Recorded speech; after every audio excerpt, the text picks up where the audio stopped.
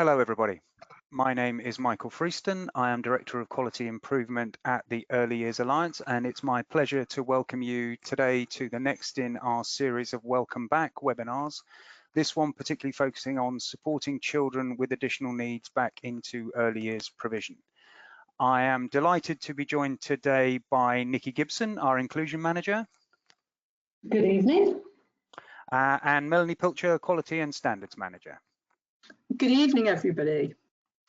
For those of you who've been on this journey with us on several of the Welcome Back sessions, we'll follow a similar format today in terms of we have a series of slides, a presentation to be shared by Nikki and Melanie, just updating on general guidance that has come from DFE, but also looking with particular emphasis on children with special educational needs and disabilities. But this is very much your session. If there are questions or comments that you wish to make, what we like to do is to weave them into the presentation as we go. So don't feel as though you have to wait for the end for a question and answer session. Do feel if there's any comments or questions, or if you want to correct us on some things, because things change all the time and local circumstances might be different from what we're talking about, do feel that you're able to contribute those as we go along. Clearly, with the particular subject matter we're talking about here, we can't address any particular issues that you may be facing with an individual child. We're talking in terms of general principles here and policy requirements. But obviously, if you're a member of the Early Years Alliance, then we can pick up with you offline and with email information and have those conversations more specifically. And also we are now offering consultation services as well on these issues of special educational needs and disabilities, and also various others, and those information about that can be found on our website. Right, let's see if I can work the screen now. So that you've got the faces to the names, Nikki and Melanie, who just introduced themselves, and that is me. The aims of today's session. This particular session, just coming before term ends, came about because we received a huge number of requests for a session which focused specifically on the impact of COVID-19 on children with special educational needs and disabilities. So we are responding to considerable demand in that area. We also want to look at supporting the transition of children with SEND back into settings. We'll reflect on the progress of SEND reviews. And we would, as I say, invite you to share your experiences in supporting children with SEND during the pandemic. You may well have remained open for key workers and vulnerable children, and you may well be able to share your experiences with us, and we would hugely welcome that, and I'm sure your colleagues who are participants on the webinar will do so also. So, without further ado, just taking a few minutes, I'll invite Melanie to give us an update on guidance, because even since we did the last session 2 or 3 weeks ago, there has been considerable more guidance from the DFE, and it just seemed a sensible opportunity to update colleagues as best we can. Melanie. Thank you, Michael. In fact, since we woke up this morning, there's been additional guidance and changes to the guidance. So, and it just struck me actually that we're now on version 10 of the actions for early years and childcare providers during coronavirus. So what we've tried to do throughout all of these sessions is to try and distill some of that information for you. And if Michael, if you can just click on through the slide, just so that we get it all up, thank you. You will see we put the link in there to the most recent guidance, and that was issued as of today. So just to go through what some of the changes are. What they've done is, as you know, they issued a planning guide for early years settings to support you in going back. And that planning guide's now been removed from their website, but some elements of it have now been incorporated into this one document with the aim of trying to put more information in one place, because that has been a real issue for everybody. I'm shuffling paper around on my desk now, and you know, and I'm not doing what you're doing every day, trying to manage the situation. So it has been a challenge. The next thing that they've changed or added is the autumn funding update, and there's a hyperlink to your local authority information there about how the funding will work from autumn. So that's again a really relevant and important one for you. And if we move on to the next slide. Oh no, information about wraparound care. There was another one. Oh, right, you hid one there. Sorry. Yes, they've clarified that there's been lots of information about wraparound care that's been flying around, and they've now clarified that and put it into the main guidance document. So nothing terribly new in there from what we heard at the last update, but again, it's all in the one place. And then on the next slide, you'll see we now have more information about managing site visits for September admissions. So this is really about how you manage the idea of parents and children, new starters, visiting your setting from September. So again, it refers to things that have been going on, such as virtual visits, and just really what you should be doing and how you can manage that situation. They've updated the information about data collection changes. So again, you need to be aware of that, and also about reporting to Ofsted re a confirmed case of coronavirus. So very much what we've been saying all along, it's a notifiable disease. If you have a confirmed case, you must report it to Ofsted as you would do with any other confirmed case of a notifiable disease. They also reiterate that you must report to Ofsted if your setting is closing. They've updated information about keeping children in small groups, but still minimising mixing where possible. We knew that was happening from the 1st of July. And just to also mention that with regard to some of the public health information that they've incorporated into the guidance around infection control and PPE in particular, they've actually put in and clarified where some things are a must and some things are should. So just as we have in the EYFS anyway, very clearly what you must do and some things which are should, as in, you need to manage the situation and do what's best for your setting. So the guidance is under constant review, and we will keep you posted as and when. And as on that note, I'm going to hand you over now to Nikki. Thank you, Mel. Good evening, everyone. I was going to go through the part 3 of the Children and Families Act of 2014, but I think you're all pretty familiar with that. But really, it was just aimed at improving and streamlining SEND provisions. So 2014, we thought it was all sorted and we could move forward. However, it's been a bit patchy, to say the least, and there's other associated issues such as funding for SEND, which won't be a surprise for anyone. It's caused some considerable concern, especially in our sector. So over a 3-year period, there have been a number of actions to try to resolve the issue. So the first being in April 27, when changes to early years SEND funding were introduced with the DAF and the SEN Inclusion Fund. However, despite that, concerns still remained, especially around the Inclusion Fund. Now, I know this is it is again patchy. Some areas are doing it really well, so it'd be interesting for you to feedback at the end of the session. In 2018, the Education Select Committee conducted a SEN review. Now, their interim report was highly critical of the SEN framework. And then in 2019, they conducted a funding inquiry. Those results are yet to be published, so we're pending hearing about that. And in February, the Alliance conducted its own SEN survey, and I should think many of you probably contributed to that. Now that's a report's going to follow on that. And there's other investigations highlighting concerns. Ofsted and QCC highlighted failings in local area inspections, the National Audit Office, Local Government Association, and also the Public Accounts Committee. And now these scrutinise public expenditure. So they've all identified concerns. And in May this year, the Public Accounts Committee stated the results of the SEN review must now be published. So it's getting pretty serious. There are some serious concerns, and we need to know the next steps forward. On the 12th of July, government did actually give the go-ahead to Ofsted and QCC to support and strengthen the SEND system. So that's a positive. Those last two aren't positive.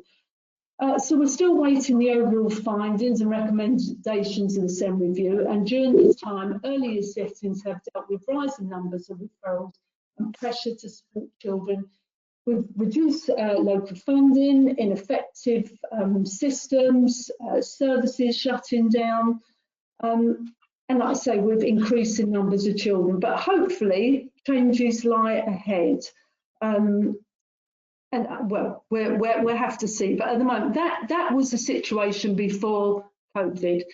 Next slide, please, Michael. Thank you. Oh, So then we had COVID, unfortunately. you make it sound like it's gone, Nikki. Well, yeah. So it's been a challenge for all of us, but it's especially been a challenge for parents because they've become their children's teachers, their buddies, as well as carrying out normal activities and working, many working as well. But for some parents to children with SEND, it's been especially hard because not only have they become teachers and buddies, they've also become therapists and 24/7. I want to just quickly share a survey carried out by the Disabled Children's Partnership, which gives them insight into the lockdown life for families with disabled children.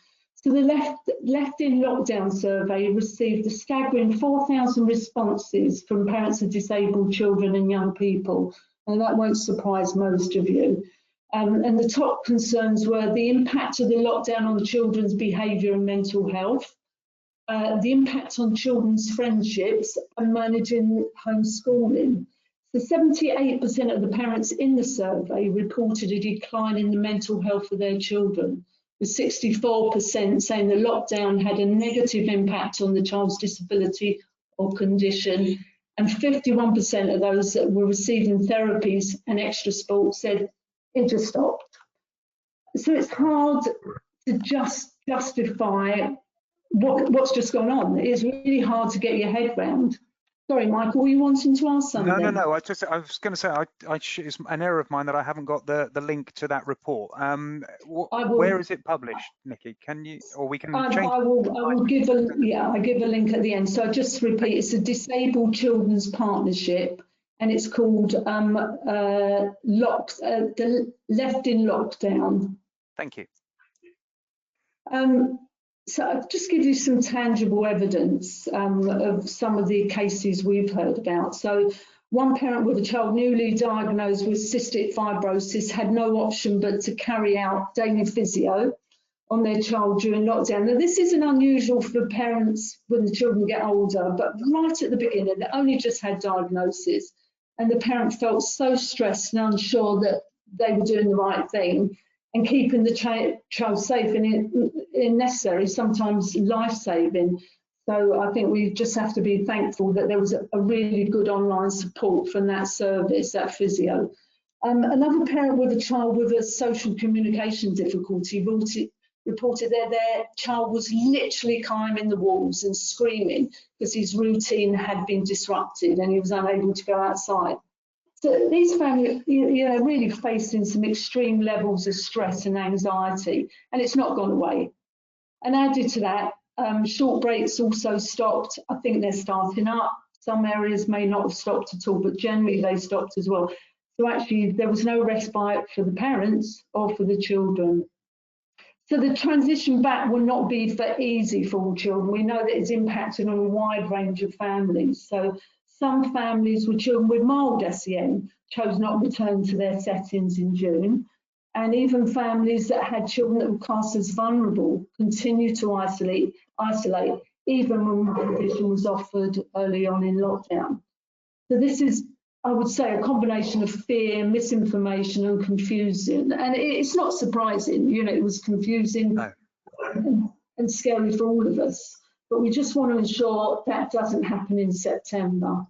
Because this lack of intervention and support will really have already impacted negatively on some children's development and risks impacting on their ability to socialise and future inclusion back into education. It would also have impacted on the well-being of some parents, and we know that for sure, that it has impacted on the mental health as well.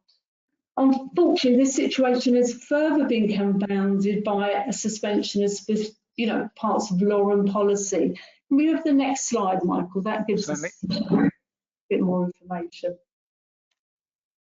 So early on in the crisis, government suspended specific elements of the law, which meant some children had to go without some crucial services. So this included suspension of Section 42 of Part 3 of the Children Families Act. So it wasn't all of the Children Families Act, it was a particular section.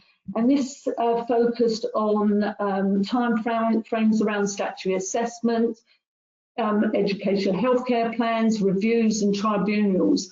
And it also the duty to deliver on the EHCP provision. So that meant. Sorry, Nikki, I was going to ask, the detail of that, was the motivation on the basis the fact that it was actually impossible to do assessments? I think so, but I think it was also, the services wouldn't be able to deliver it. But it ends at the 31st of July. So did I not see there is something, a consultation to see whether it should be extended? And I might be incorrect on that, but it was just something I saw last few days. Because as far as the suspension ends the 31st of July, but it could resume again. I think with that particular one, it meant that external services only had to make reasonable endeavours to secure provision for children. And there were certainly some challenges to the legality of it from a human rights perspective, but you can understand that some areas probably carried on providing that service, Michael, but I'm just not sure. We haven't got a big enough picture. Mel? Michael, if I can step in here, because I've got the guidance in front of me here that talks about this, and they say that they are hoping they won't have to extend the EHC needs assessments plans and so on, but obviously they're going to keep on reviewing the situation. Thank you. It would be awful if it did happen, because I think there's some very good local good services, but have we lost Nick? Have you still got me? Yes, Nikki. I think we lost you for a second there, Nikki, but I think you're back now. Right, this application modification applying to EYFS and set as expected to use best endeavours. I'm going to pass over to Mel for this one and the one around inspections, because she's our expert on that. So Mel, could you just clarify what's happening with these? Yeah, absolutely. The disapplication and modifications that we're all very aware of, specifically around the paediatric first aid requirements, about the learning and development requirements, those will remain in force until at least the 25th of September, but they are being reviewed all the time. So again, in the updated guidance, they just give us a little more prompting about how we should try to implement the learning and development requirements, use our best endeavours to do so.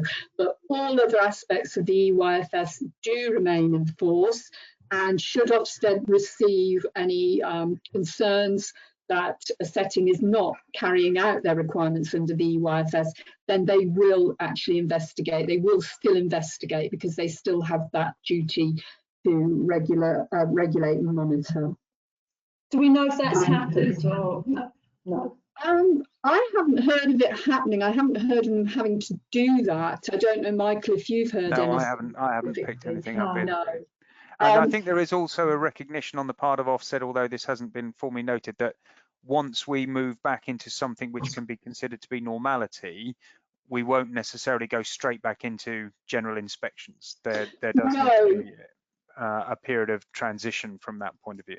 Absolutely, but what Ofsted have said is that from September they will be doing some support type visits. So particularly in settings that were previously graded as inadequate or requires improvement, they may well do some visits to those settings, but they won't be issuing a full report on those settings. Yes, I think that's more in terms of supportive measure than anything else. And also checking that the progress has been made to the requirements that have been outlined at the last inspection. Absolutely, and they intend to reintroduce inspection schedule from January. So we will be back to normal service, hopefully. But I think that all other statutory duties still apply. So yeah, that's right. I think that's the worry, is that people think, oh well, we don't have to meet the other statutory duties, but the Children and Family Act still applies, as does the Equality Act. Okay, so so the limits to nursery sizes. So do we have bubbles ended now, Mel? Yes, they have.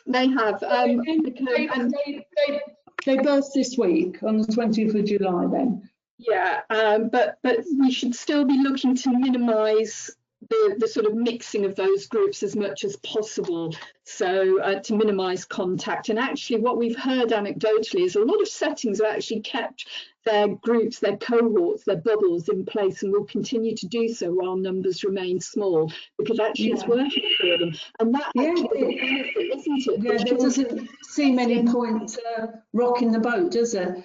Absolutely. Also, today, government stated that all children with SEND should return to settings in September, and they strongly emphasised the benefits of getting children with SEND back into education, which they said outweighs any risk. And just wanted to talk about, because during the pandemic, as I'm talking as if it's over, we did hear of some children being unfairly excluded from education settings, or not even excluded. They weren't invited back. I think that was usually out of fear rather than discrimination or confusion again, because I don't think any practitioner, any teacher wants to purposely exclude anyone. But now we've got to move forward and plan for all children to return by September. So that means carrying out risk assessments on children with SEND, if you're not already doing them. So risk assessments with children with SEND should really always be co-produced with the family. And the assessment should never be used as a checklist to exclude children. And I think this sometimes happens. And I'm not saying about settings, I'm talking about education generally. Right. Yeah. At the start of the assessment. Yeah, sorry, Mel. I was just going to say, we had a conversation earlier, didn't we, about the emphasis really should be on the risk benefit of actually getting those children back into settings, rather than, as you say, using risk assessment to inadvertently exclude them. Yes, yeah. So it'd be interesting to, yes, and we're certainly going to look into that more, because I think it's more valid than ever to have risk benefit approach, isn't it, Mel? So, so you need a clear discussion between home and the setting as to how to keep the child safe, overcome barriers, and achieve benefits for the child. So it's not what suits us, it's what suits the child and family. Come September, before September, so if you haven't already started, I'd advise settings to take 2 steps now before the end of September with their children with SEN and SEND. So after speaking with parents, review all SEN support plans. Now this is a recommendation. I would say this is good practice, and Mel will probably want to add something on the end. So all of those with SEN support plans and those with EHCPs, because of course they may not actually be having any other services come in, and where necessary make referrals.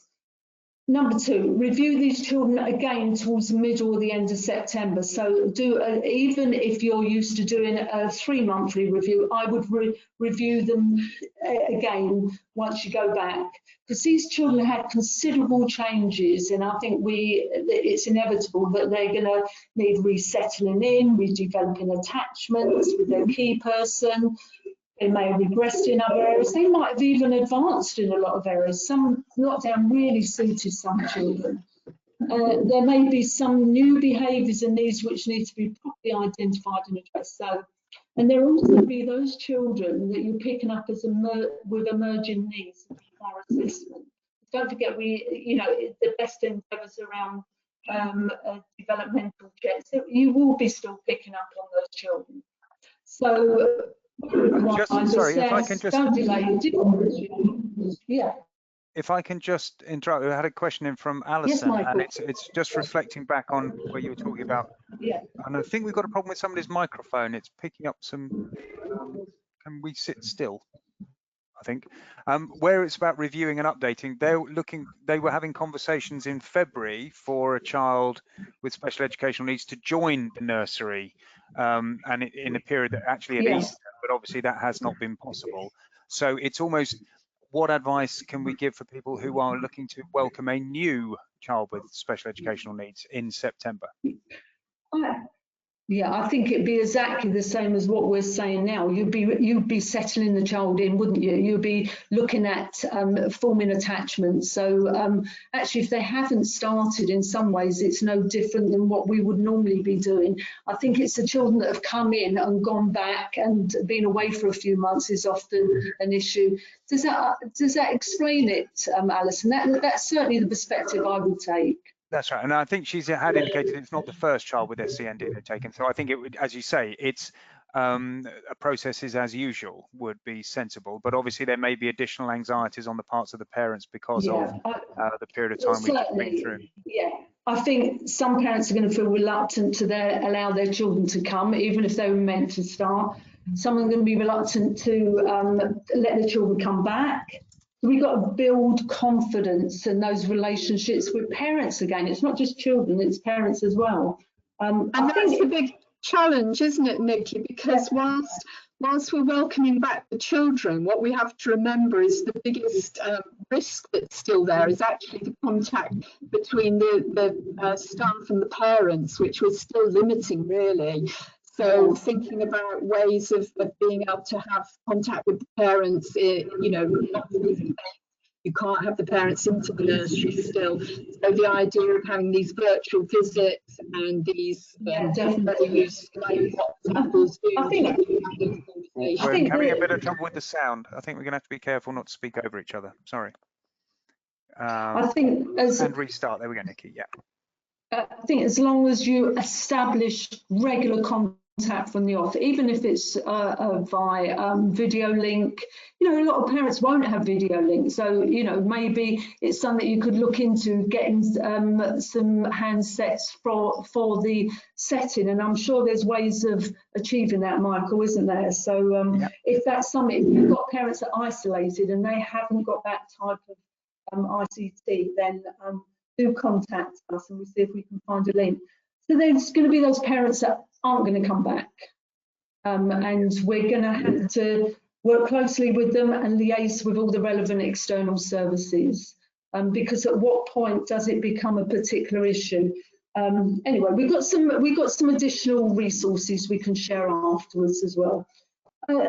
So PPE. So you probably heard that the advice. I don't know what you've seen earlier on, Mel, in the advice, but generally the advice is that we don't need to use it. No, not over and above what you already use anyway. Yeah. I would suggest that, you need to, when you're doing your risk assessment, you need to find out which children would benefit from it, because although the government suggests using PPE when working closely with children with complex needs, the aim is to protect the staff from getting infected. But we know that children, although they're not affected the same way children from COVID, if you have a child with complex health needs and any other perhaps a compromised immune system, I would suggest you consider getting PPE to use with these children during times of close contact to protect the child from staff that perhaps may be asymptomatic, because there's too little solid research facts about the impact of COVID yet to say there isn't a risk. And I would much prefer us for settings to use PPE when they have a child with complex needs, because we know that some children are developing associated health conditions, but the research is not conclusive on that either. So why risk it when you can actually get PPE? So earlier settings can access PPE from their local authority. I'd be interested just to interject on that one. I'd be interested in people's experience of accessing PPE, medical grade PPE from local sources, just to see how that has been, because I think you're absolutely right. The statement is you should be able to get it, and there is the link. Whether that has transpired in reality, I would be grateful if people would comment. Does anyone want to put their hand up and say if they've done this and got through to your local resilience forum? That may come through in due course, and I'll see where we come through. We have heard anecdotally, Michael, that some settings have had trouble actually getting the LRFs to supply them, whether that's because of a shortage of supply or whether they don't feel that early years needs it. So I think you need to be quite adamant if you're asking for it. Yeah. So leaning in is the phrase, isn't it? Being quite assertive. That's right. I did actually do my own inquiry before I'd done another session, and I went through to the emergency PPE line, and they did put me in contact with the local resilient forums, and they did say that if you really can't get anything from local authority, then you can go through the emergency system. So I've got the number there for the emergency, but in the first instance, you contact your local authority, Google local resilient forums and contact. But this is for children with complex needs. I just don't think it's worth the risk. You know, if you have any difficulty, contact us. Michael, I think we could. I think we would be compiling. We don't have a stock ourselves, just for clarification, but I think we do compile information on behalf of the sector, and it presses our case when we're saying that things aren't working as well as they should be. Just on that, and I've had a question in that links back to the previous question from Alison, and this one's from Amanda, who does have a new child starting in September. The parents want specialist provision, and the question is, how can I support this given the short time frame between starting preschool and SEND school panel, which is happening in October?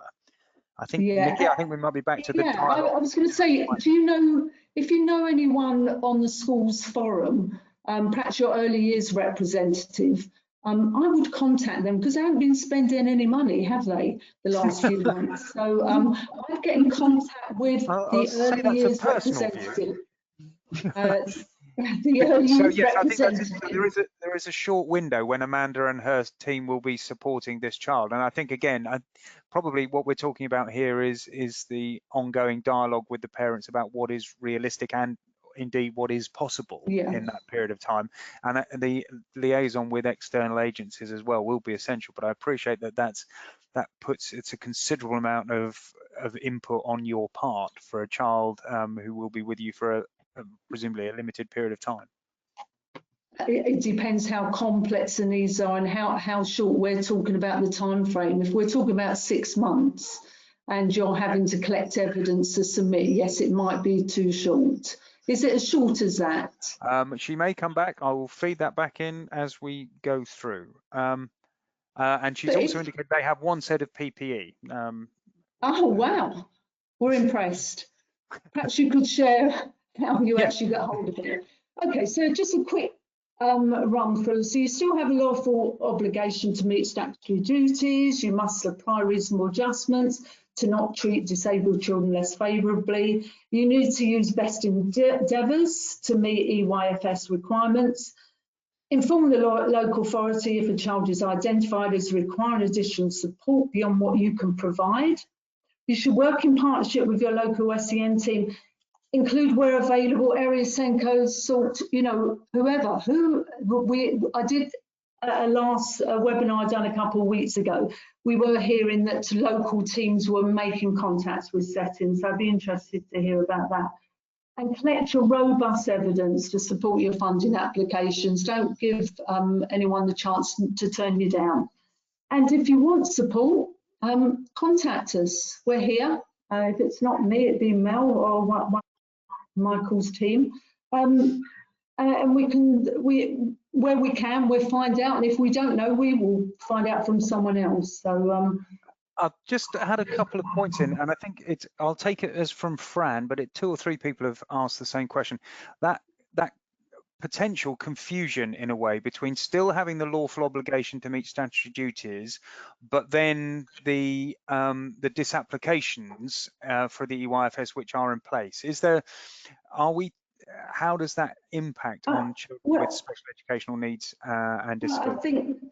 think the best endeavours is the best way to approach it, and Right. I know settings are still doing this.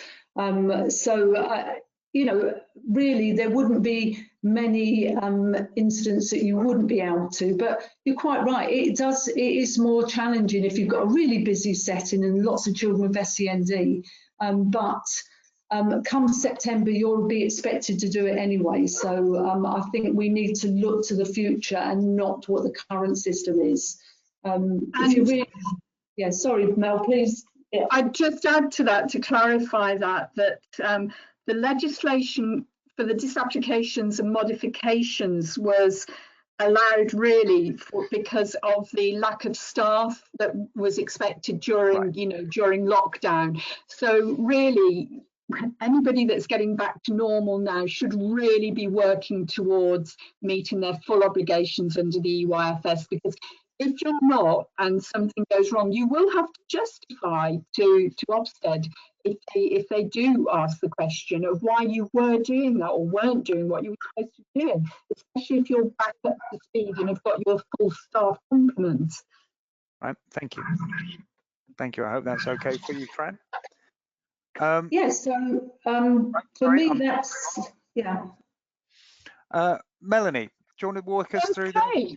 Yes, I normally talk through the last slide, which gives Michael a chance to scroll through to see what questions have come in. So really, this is just about saying, please remember the resources that we've got in place to support you. So I just wanted to do a quick plug for those resources again. We have our most recent Welcome Back pack is for the Welcome Back Family Services, as we see baby and toddler groups and other unregistered services, family services, starting to come back again. So that's available through our shop now. We've got our online Connect events and virtual classrooms, which are happening across the country. And the email link is up there. If you email, you can find out what's happening in your local area. The members area on our Alliance website is updated daily, and as I mentioned earlier, things change so rapidly, and we've got an excellent team who are really on top of this and making sure that we update all our FAQs with the most recent government guidance. So do have a look at the website to see what's on there. That's one place where you can get all the information, one-stop shop there. And also just to mention as well that we will be offering consultancy as well. And again, if you look at our Alliance shop, you will see how our consultancy offer works. Predominantly Nikki and myself, I think, in the first instance, who can offer that consultancy in our areas of expertise. So find out what we can offer. Thank you. I'm grateful to Amanda. She's given us a bit more information, and I think her specific circumstance highlights a lot of what Nikki has been explaining. For this particular child, we have diagnoses and some reports back from health. The child is due to stay with us until next July, but they will need to apply for a school place for September 21. So I think what that identifies, that particular circumstance, is that how everything has been compressed. In many ways, it's business as usual, and it's supporting the needs of children with SEND as best you can. But the timeframes have been compressed, and so that need for effective liaison with external agencies as well as the parents is as soon as really does highlight the challenges that practitioners will face. But can I also add that you really do need to, settings need to know who their early years representative or their schools forums are, because, you know, often you can actually channel some information through to these forums. Sometimes there's no early years representative, which doesn't make for good applications, because these are people that agree all the funding. So I would recommend you do that as well, and contact all the various agencies, perhaps get them to meet up virtually. You need to sort things as early as possible. There's going to be delays on everything, unfortunately. Yes, so as it sounds harsh during the summer holidays, but as soon as possible is clearly the advice we're giving. I do have to reply to Nicola, who is so profusely apologising for joining late. You will still get the slides. Anybody who registers for the event gets the slides. They'll be sent out hopefully tomorrow. And she's very kindly reminded me to say that it will be available on the YouTube site, and she promises to watch it. There is no penalty for being late, Nicola. Thank you, Nicola. Thank For you. my namesake, I'm sure she will. And I'll pick up with Rachel the question you've asked offline, because that's more of a technical one. I'll do that in the session. So for those of you who's been with us before, this is my waffling bit, just to see if anybody is typing with any subsequent questions. But we don't artificially extend the length of the webinar. So it remains for me to say thank you very much to Melanie and Nicola for leading us through the updated guidance. And I think from my perspective, what it leads to is the summary of, as with much around the guidance now with dealing with COVID, it's over to our professionalism and our engagement to do what we do well. There is no longer the sanction, that things aren't compulsory. It is recognizing that actually we know what we're doing, and the recognition of the professionalism that you can bring to it. Just a general question again that's come in. Do anyone know where a child had an appointment with the CDC which had to be cancelled and used a telephone conversation? Would settings still receive a report? That's a technical one, Nikki. Do you? Sorry, so yeah, I worked in a CDC, so it was so you had an appointment, but it was cancelled, so nothing happened. Is that right? Yes, it was a telephone conversation. So I'm assuming that still counts as a formal meeting, and there will be a report. Oh, right, yes. Well, yeah, I would just follow up with the CDC, find out what's happening. You know, these are very approachable places. Yeah, I think just things are getting put on the back burner and people are forgetting. It's a different way of working for everyone. So I think we won't be critical. We'll just say contact them again, find out what's happening. Ask if you can have the report written up. There's no reason why a verbal report can't be turned into a hard copy, because that's what we want in our files, or electronic copy. The evidence does still need to be there. Okay, thank you very much. It's nearly 7:15, or I think we'll take it on from there. Nothing seems to be coming in. It doesn't tell me that anybody is typing. It just remains for me to say thank you to all the participants for giving up.